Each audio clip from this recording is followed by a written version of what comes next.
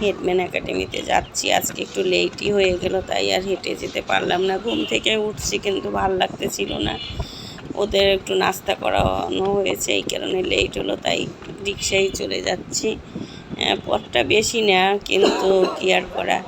চলে আসলাম হেডম্যান একাডেমিতে। আজকে ইমাম স্যারও চলে আসছেন। সে আবার দেখলাম কি জানি বলতেছে। সে খুবই সেলিব্রিটি একজন মানুষ, তার পিছনে এই যে দেখেন সবাই ভিডিও করতেছে, তার পিএস মনে হয়। তো বাবুরাও মহা খুশি।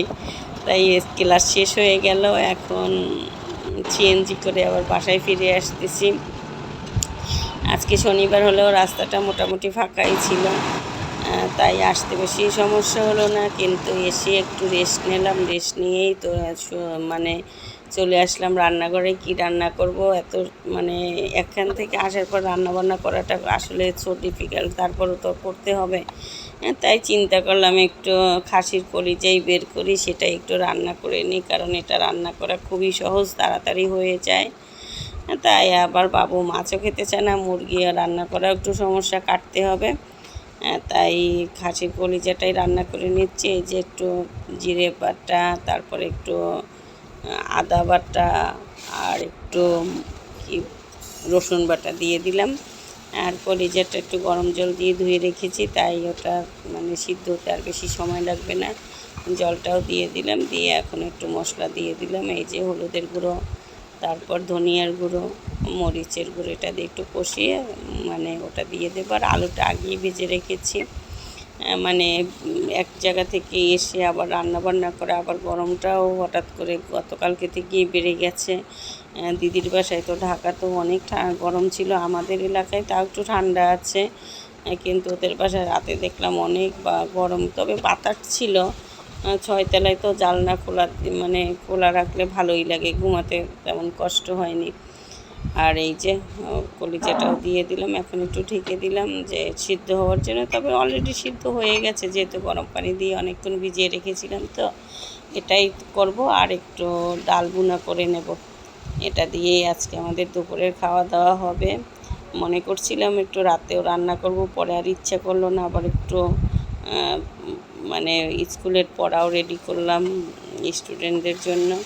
তো ওই যে ম্যাক্সিমামই হয়ে গেছে, বললাম না, মানে খাসির কলিজা রান্না করতে বেশি সময় লাগে না, একটু প্রসেসিং করতে কি গরম পানি দিয়ে একটু ধুয়ে নিতে হয়। এখন আর একটু ঢেকে দিলাম, দিয়ে একটু ভালো করে কষিয়ে নেব, কারণ এটা না কষালে আবার ভালো লাগবে না। হয়ে গেছে, একটু গরম জলই আবার দিয়ে দিলাম। তারপরে আলুটা সেদ্ধ করাই ভাজা করাই আছে, আলুটা এখন দিয়ে দেব, দিয়ে দিলেই হয়ে যাবে আমার খাসির কলিজা রান্না করাই। এরপরে মানে ডালটা বসিয়ে দেব। আর এসে একটু স্নানটা করে নিয়েছি, তা না হলে আরও লেট হয়ে যাবে। আর বুঝি না যে আমাদের বাসায় আসলে আমার কেন জানি ঠান্ডাটা বেড়ে যায়। দিদির বাসায় কালকে ছিলাম, অতটা ঠান্ডা লাগেইনি। এখানে আসলে কি জানি না আমার এই বাসায় কোনো সমস্যা কিনা, না পানি ধরি, এই কারণে বুঝতে পারি না। আর এখন এই যে ডালটা বসিয়ে দিচ্ছি, কারণ দ্বীপের তো আবার ডাল ছাড়া হবে না। আর অন্য কোনো আইটেমও করিনি এই কারণে। তবে আজকে একটা লাউ নিয়ে আসছে, চিন্তা করছি কালকে যদি সময় পাই লাউটা রান্না করব। একটু কষিয়ে নিচ্ছি, এই যে সামান্য একটু কষিয়ে নিয়ে তারপর জলটা দিয়ে দেব, তাহলেই ডালটা হয়ে যাবে। তবে এত তাড়াহুড়া ছিল যে খাবারটা যে আমরা খেয়েছি, লাঞ্চটা যে করেছি, সেটা তোমাদের সাথে শেয়ার করার সময় ছিল না। তারপরেও চিন্তা করলাম একটু ভিডিও তৈরি করে নিই। ভিডিও যদি না তৈরি করি তাহলে আজকে আবার কি ছাড়বো, মানে ভাল লাগে না। রিচ এই বাড়ে এই কমে, একদিন ভিডিও না দিলেই একেবারে ধপাস করে কমে যায়।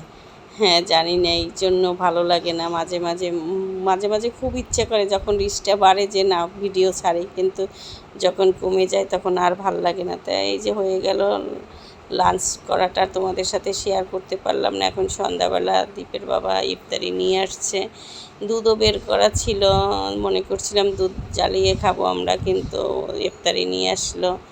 আমাদের আবার জিলাপির পরিমাণটা একটু বেশি হয়। এই যে বাবুকে একটা দিয়ে দিচ্ছি, সে ইফতারির ভিতরে জিলাপিটাই পছন্দ করে। খেজুরও নিয়ে আসছিল, খেজুরও খেয়েছি। আজকে আমরা পুরোপুরি ইফতারি করেছি, এই যে এখন একটু মুড়ি দিয়ে মাখিয়ে নেব। আর পেঁয়াজুটাও অনেক টেস্ট ছিল, বাবু একটা মানে পেঁয়াজুও খেয়েছে, তবে ও বেশি কিছু খেতে চায় না, বলে ইফতারি আনার জন্য, কিন্তু খেতে চায় না। এই যে এখন ছোটো একটা পাত্রই নিলাম, অল্প সামান্য একটু মুড়ি দিয়ে মাখিয়ে নেব। আজকে ইফতারিটা ভালোই লেগেছে, কারণ মুড়িটা কম দিয়েছি, তো আর মুড়ি ইচ্ছে করেই কম দিয়ে থাকি, কারণ মানুষ কম, বাবু না খাওয়ার মতোই, আমরা দুজনে একটু খেয়ে থাকি।